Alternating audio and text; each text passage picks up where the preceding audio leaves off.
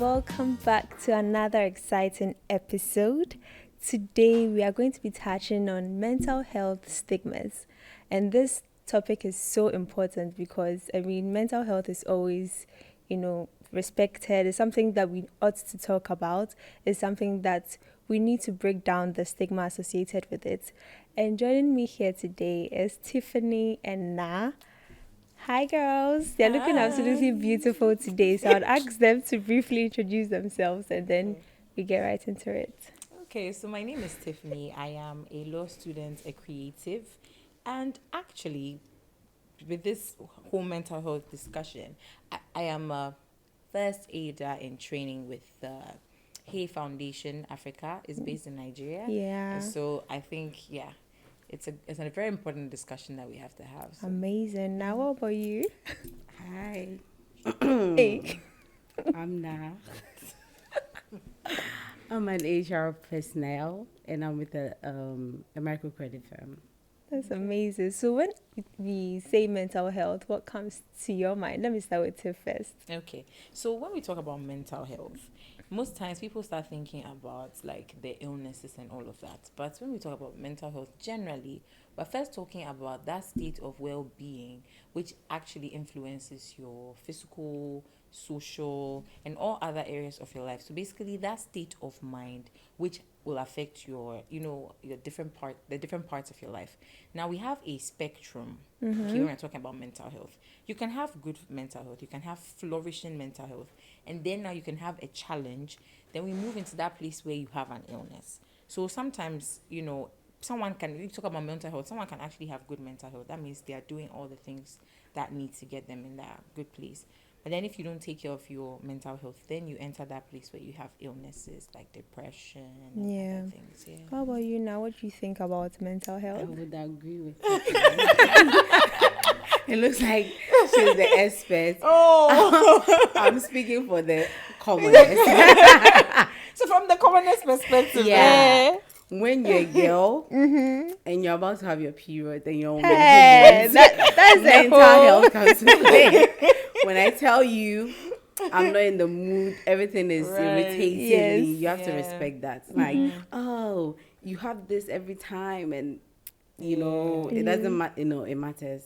It matters. Trust me. matters. Yeah. So what are some of the signs that make you see that, okay, someone is not flourishing well mentally, because we all go through different phases in life, but Right. there are certain telling signs that makes you go like, this person is not right. Okay. So like right in their mind, obviously. Yeah. So you tell us. Okay, so sometimes it can be pain, it can be grief, the loss of a loved one. It could be the person could also actually be going through a very difficult, period in their lives. And so sometimes it can push them into, let's say, depression. So feelings of hopelessness, feelings of sadness. But then when it comes to depression, you can't call it depression if it has not lasted for a certain period. So there's a way to mark it. But if you realize that somebody is actually in that state for a very, very long time, it's recurrent, it is affecting their day-to-day living, then you can see that they are entering a place where they are actually having a challenge. Okay, that's interesting because I thought that depression it didn't matter the duration. No matters. So I've been saying. You're depressed. So if it happens for 2 days, you're not depressed. Oh, You're what just about sad. what's about? What's the period? So for somebody, okay, there are different types of depression. So there's one that's for 2 weeks, and then some people can be depressed for 2 years or more, So the 2 weeks. consecutively 2 years. Yeah. And 2 weeks straight. That's I think MDD. I've forgotten the full meaning. Hey, There's a type experts. of I know it's major depressive disorder. Yes, and Okay. then there is dysthymia, which is for 2 years or more. Nice, like you're so. Look, so sometimes we are going through something. We're I'm so depressed. You're Yeah, not depressed. you're just You're going. sad or you're going through some difficulty. You can say over there that you have a challenge. That's where you have a mental challenge. It's not like you have an illness yet. Because when it gets to depression, then you've entered the illness space. And that's where you would need medication, therapy, and all those other treatments. But actually, most of the time, it is better to deal with it before it gets into the illness state. If you get what I mean. Yeah. So that if you notice that, I'm in this sad mood, and it's over time, you have no place to vent, no place to talk about your emotions. Just you're just on, what do they call it? Cruise. You're just going high on the the highway of sadness, and there's no intervention. Then it's very likely that you can move into the illness, right? So I think we all have challenges. Me, I've had like very depressive times. Every day I wake up crying, and that was then. Yes. And then I started to journal. I think that's one of the things that helped me in that time. I didn't even know about these things that I'm talking about. I only started this training like 2 weeks ago. Or I'm sorry, I think it's been for a month. Okay. But I would do the things I would know best, like start exercising. That's when I wake up in the morning and I'll just go jogging. I'm like, I don't want to think about what I'm going to do. Let me just run. And then started journaling. Like when I'm feeling some weird, I'll just take my book and I feel like that. I tell the book my mind. Your mind. I just flow my mind. Yeah. So we have days where we are not feeling the best. And I think in this society, really, when people want to talk about their feelings, it's like, oh, you two every day you want us to listen to you about your feelings. You think I don't know how feelings, but please, if you notice that somebody wants to talk, let them talk. Let them talk, really. Now, what has your experience been so far? Yes. I don't like. I don't like to talk about it. But I think I have anxiety a lot. I think my first time was after GHS. I went to read, is it Things Fall Apart? It was, no. It's funny for you people, but it wasn't funny to me. I think I read Things Fall Apart, and around that time, my crush had died. So, like, everything was like, it was too much. Like, I'm like, sorry I couldn't now. sleep. So sorry. If my mom wakes up and she's like, I'm going to work, I'm like, don't leave me. Like, it was bad. I was about to go to SHS, right? And I had to go through that phase. I was going to every all-night service in my church and all that just to overcome it. But I went to SS, and you know how the system will treat they'll punish you and all that. I didn't even get the time to think about it anymore. So I was okay. And the second time was when I went to do my service in Winneba. You know, I was at the University of Education in Winneba, and all the national service person, almost all of them, including Wala, that's the school they went to. So I was like, I was feeling odd. It's like they knew themselves, and I was left out. Yeah. So I had a friend there, and I quite remember one time I called my friend. I was like, Jenny, I don't know, I'm not happy. It feels like I'll never be happy again. And I was listening to this radio thing, and they were talking about a little guy who had like a chronic kidney failure. You know, so I'm like, I was putting myself in. I was like, how would the family feel? Like, you know, you're spending this amount of money on this little kid. Is he going to survive? Is he not going to? Like, it was so much, like, you know, and I had to even go to Winneba Hospital trauma. You know, and they prescribed some antidepressant pills. Right. So I was on it for some time, and the third time it happened, it was after service, and I told myself, you know what? Excuse my language. Fuck it. What can happen, can happen. I'm tired. I'm tired. And that was how I snapped out of it. But I'm grateful I went through all that, because then my brother went through it, and I was able to talk him out of it. Like, anxiety is okay. Like, it's mostly PTSD. I went to Winneba. I couldn't pick public transport back to Accra, because I've had an accident before. So anytime I'm in a car and it's speed, and I'm not sitting close to the driver, so like control, like, oh, stop, don't move too fast, like, it freaks me out. And the people in the car, like, driver, I don't know, go slow, like, it freaks me out. I'm sure you sit in front, right, to tell the driver. Sure and I've been in the car from Winneba to Accra, where the driver was dozing off because it was at dawn, and we almost crashed into those gas tankers, you know. And I've had an accident before, so, like, all those things. The trauma, so the triggers.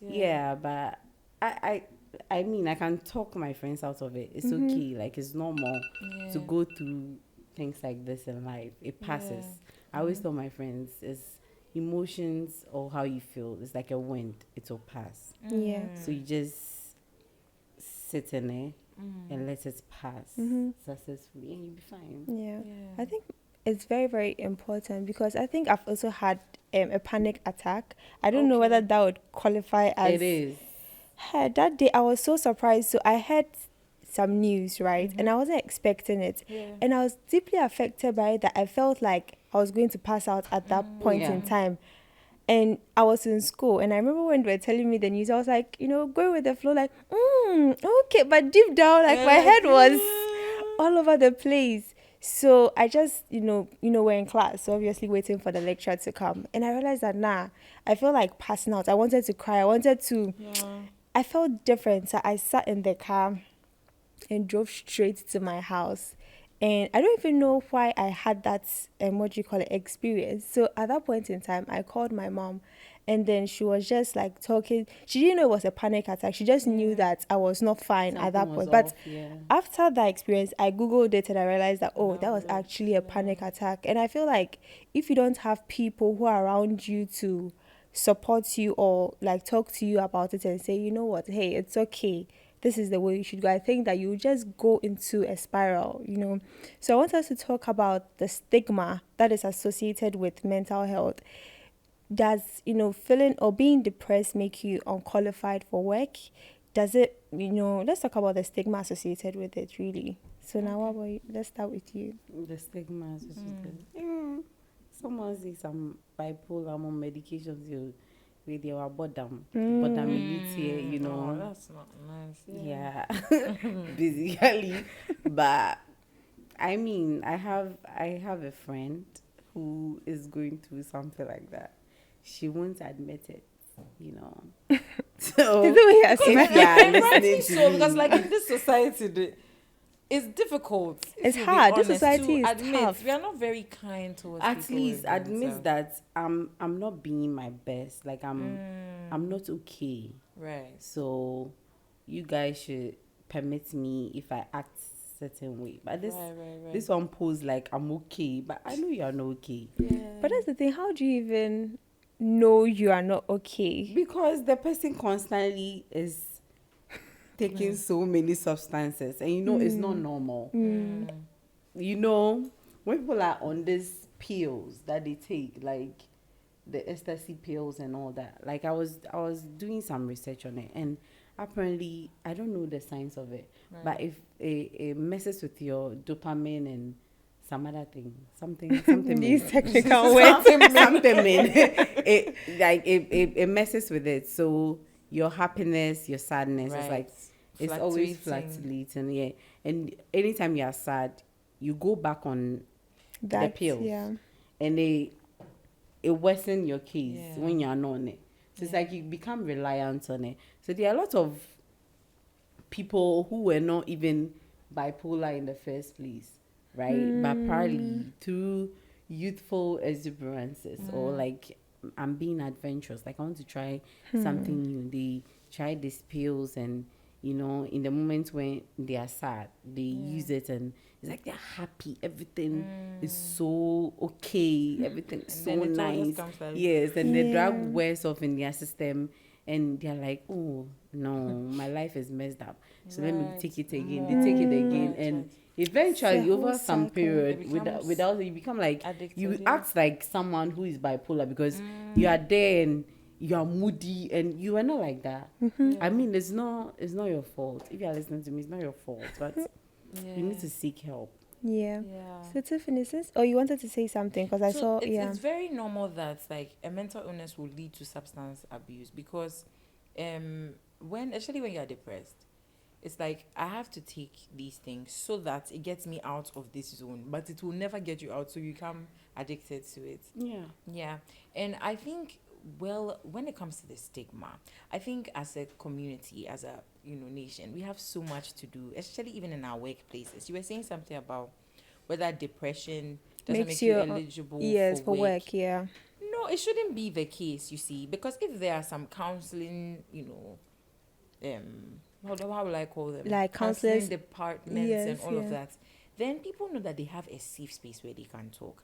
But it's like people are carrying the load of what they are going through, And they don't know if I tell you my thing tomorrow, I'll hear it on Joy FM. Or Which is if highly possible. I'll hear my name, my full name, and my details when they're telling like my stuff. And I don't want people to know my stuff. Well, I want to come out of it, but I don't know how. And I think like one of the things that people who are going through mental health challenges should know is that it is treatable. You mentioned antidepressants. Yes, those are some of the things that they'll use for depression. And like they'll put you on some medication, some treatments that can regulate how you feel. And activity. Yes, activities. Yes, self-help activities. Like you were saying something, and I found it very profound. The moment you were like, you know what, I've had it up to here. I'm not allowing this. It takes a very conscious effort and your own self-will to say, you know what, this is what's happening with me, but I'm going to also be responsible for my self-help, my mental health journey, and contribute in any way I can. Of course, I'll seek support, but I have decided that I'll be well. And so, like self-help, you read some books, you exercise, you eat right, you sleep, you work on your sleep patterns and all of that. But it's treatable, and some of the things, to be very honest, they are genetically acquired. Bipolar can be genetically acquired. So if, let's say, you even have anxiety. Yes, that one Me too. and my brother have it. We don't know where we got it from. My Maybe parents. somewhere in Say the blood. my parents. Say the truth, please. Yeah. So some of the things, they are genetically acquired, and really there's nothing you can do about it, but it can be treated in a way that you can live a whole and balanced life. So don't think that if you have a mental health issue, it's something that should make you shunned from the rest of society. If you are able to get the right kind of help, like you go to therapy, you go seek treatment, and you have a nice support group like friends and family who love you and who understand your situation and will give you grace when maybe you act up or something like that, then you know that I'm fine. I can live a balanced life. So I think when it comes to these things, people should start to also create safe environments. Because if you don't create a safe environment, somebody who has a mental health struggle just might not tell you. Yeah. You know? From an HR perspective, Tell us know, now. you go to school, you study HR, you're like, oh, in every workplace, oh, I've forgotten the topic. Hey. Organizational something. Leadership or what? No. Organizational something. You mean I'm contributing? Did I go to HR school? Yeah. But let's if you're listening, it's not my fault, but the economy. Anyways, like every organization is supposed to have like a counseling person, because then there will be people in the workplace or workspace, right, who this work is paying me very well. But there is someone in my office that when I see the things they do to me, right, it's affecting me mentally. Like I get to work and I'm moody. Like when I see them, I'm pissed. Maybe they've touched me in a way, they've said something to me sexually and it was offensive to me. People will see like, oh, say we are BBR. Like in this Ghanaian community, a lot of people dismiss a lot of things. If you look at me and you say certain things to me in a way, like for example, I see you in a certain light. So the moment you say certain things to me, it might affect me mentally. And there might be nobody to say it, because when I go into like, oh, and I say we are normal, be a film be film na so like I think companies should actually, right, like have that counseling department to help, because it's just in theory good. Like you go to companies or you see people who don't like their jobs. It's true. You know, you enter some profession and it's just for the money. It's not even where you want to be. You need a counselor in your company who is talking to you like constantly. Because mentally is not easy. It's not easy. I'd like us to talk about the stigma associated with suicide. This week, it was so interesting. I don't know whether, so I saw a post on Twitter, and what she was saying was that by the time you read this tweet, I've already killed myself. And, I don't need anybody to reach out to me. Like, she actually disabled her comments, box or whatever. She was like, don't reach out to me. I just want you guys to know that I've been in so much pain and it's time for me to take my life. And then she goes down to narrate, the things that her mom, used to say to her and treat her and everything. And I saw another tweet like that same week. So I don't know whether it's because I interacted with that tweet and it brought me like similar ones. But there's so much stigma, attached to suicide. Like sometimes when we think about those who have killed themselves, sometimes we think that maybe they were very selfish because now they've put their family in this position, and the stigma that the family carries at the end of the day. So let's just I know that's a very sensitive topic, but yeah, very sensitive. Maybe what I'll even say, I'll become controversial. Because for me, if you're my friend and you want to kill yourself, don't tell me.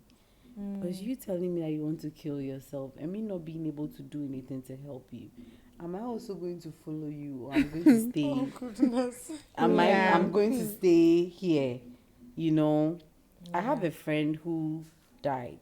It wasn't even suicidal, and she told me certain things, like she confided in me and shared certain things with me, and she died.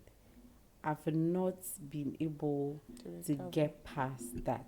So if you're my friend and you text me, you know yourself, and you text me at dawn, or you send me streak of you entering the ocean, what do you want me to do? Like, why are you doing that? Guys, At 1 a.m. I'm sleeping. It's serious. So you send me streak and you're entering the ocean. Like, I'm done with life and all. Why are you telling me? Why didn't you call me during the day? Like, like, I'm done. Like, I'm tired. I don't know what to do anymore. Let me talk you out of it. You are walking into the ocean at 1 a.m. whilst I'm sleeping, and you're texting me. The guilt. I had a friend I grew up with, very beautiful, and she gave birth at a very young age, and my mom and her mom are very close, so I think we exchanged numbers through that whilst we were older. One time she texted me that she thinks her lips are too big. When she go out, people look at her and she wants to kill herself. Then I'll get messages from her mom saying when they are sleeping, then they can hear in the kitchen, like she's looking for knife and things. Like, it's not cool. It's really not cool. I know maybe mentally you are not okay, but your actions are also making me go insane. I'm not being selfish, but at least talk to me. Let me help you out of it. Don't tell me I'm done, I'm ending it all. I can't even talk you out of it. So when you die, the burden will be on me that I was not able to help you, Yeah. We should all try to seek help. What are your views too? Yeah, so when it comes to suicide, it's such a touchy topic because it's difficult. I heard a number of stories, some on Instagram, where the man was a pastor and he ended up committing suicide. He had gone for therapy and everything and still committed suicide in the end. Apparently, when it comes to suicide, it's not like the person plans to do it necessarily. It's like, I've been planning this, how I'm going to die. No. Some actually do, though. Some do, but then some also just get a thought, it's time to do it, and then they just do it. It comes as a thought and they act on the thought. But most of the time it's because they've had prolonged depression. Prolonged in such a way that there is no light anywhere. Like, there's no light at the end of the tunnel. Yes. The tunnel is totally dark and very dark. And the world will be so much better without them. Yeah. From their perspective, is over. Such a person will need a lot of therapy. A lot. Sometimes such a person, you just have to just talk. Let them talk. Let them just talk. Just listen. Don't say anything. Just listen to them non-judgmentally. Let them speak. Whatever it is that's their thoughts, even if you don't agree, even if you feel like, oh, this one too, let them say it. Yeah. Let them say anything they want to say. If at the end of the day you have anything to say, it should be something that, first of all, empathizes. First of all, says that, you know what, I understand why you're feeling this way. It's actually completely valid. You have to validate how people feel. But it doesn't mean, don't dismiss it, because the more you dismiss it, the more they will never talk again. They will never talk. And the next thing you know, it's ending up in something very drastic. Yeah. So sometimes suicide, we think it just happens. No. it's been years and years and years of being sidelined, years and years and years of being depressed, years and years and years of not believing that there's hope, that they contribute anything. Yeah. And in these there are some families, hey, look, how they'll dress you up and down, you forget. Yeah. It's like, just come back home with some if don't make a first class NC. Yeah, Don't be the those- valedictorian NC. It's like, all this pressure, mama, leave me. But yeah, people are really going through. What you are saying reminded me of a story I read online sometime. There was a woman who sent her kid to like a single sex school. It was not even senior high school, it was like junior high. Nigerian. So like boarding school. And apparently the little boy was sexually abused by headmasters, teachers, and all that. So he came home from vacation one time, and the mom said the child was off. He tried to speak to the boy. You know, they were in school for like maybe 4 months. Yeah. And if maybe starting from maybe after like the first week he went to school, he has Like- been sexually abused till the time he came home. So there was no hope. The mom was trying to talk to him. He said they went to church. They came back, and she was in the room. She was on a call with her friend, and she had two little kids, twins. And they came and they said it in their language. I don't remember whether it was a Kenyan or a Nigerian. She was like, the kid was like, they said it in their language that our brother has hanged himself. And she thought they were joking. She came out in the corridor, and she saw her son, lifeless, hanged, like he literally hung himself in the corridor. And there was a guy who also jumped off the bridge, this popular bridge in America, right? He said he lost his mom. He was staying with his dad, and he was going through a lot. He sat into the bus to where he was going to jump into the ocean. He sat into the bus with the hope that someone in the bus would speak to him, because he was crying. And there were some guys in the bus who were laughing at him like, who's this boy crying, like, and all that. So he ended up jumping, but luckily for him, he didn't die. So he was saying his story, like it was horrible for him that no one in the bus was filled with any empathy, degree of empathy to ask him like, are you okay? What is wrong with you? Nothing. He said it's not like his dad was not there for him, but he couldn't burden his dad with that, because his dad was also going through the loss of the mom. So it's sad. It's very sad. It's like compounded stuff when it comes to suicide. It's compounded. The person didn't just decide this today that I'm going to kill myself. Maybe the thing had been happening for years, 3 years, 4 years, 5 years. He said, you know what? There's no point in me living anymore. And so it's not a one-time decision, but I believe, and of course there are many strategies to help people who have these kind of thoughts to come out of it. And even in mental health first aid, right, we know, let me just give you a brief on who a mental health first aider is. So we are not qualified to deal necessarily with people. We are not even supposed to diagnose that this person has this, that. But what you're supposed to do is serve as an intermediary, serve as like the first point of call for anybody going through something, talk with them and everything. And now we're told that when you see that the person has thoughts of suicide, now it's no longer in your jurisdiction. You have to pass them on to therapy. And as a matter of fact, no matter who you deal with, you must pass them on therapy. But you must know that now the confidentiality, you have a confidentiality with the person. You know that you have to breach that confidentiality when it's going towards suicide, because at that point you need professional help to help, because it has gotten very, very serious in that person's mind.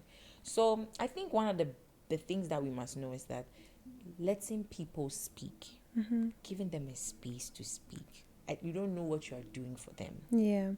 Just to wrap up, what are some of the things that you should not tell someone going through a mental health crisis? So just off the top of your Everybody goes through this. Don't do that. We are all going through it. We are all going through it. Only you want to make yourself a big deal. Don't say that. Don't say, and also don't say, oh, this guy or that guy is bipolar.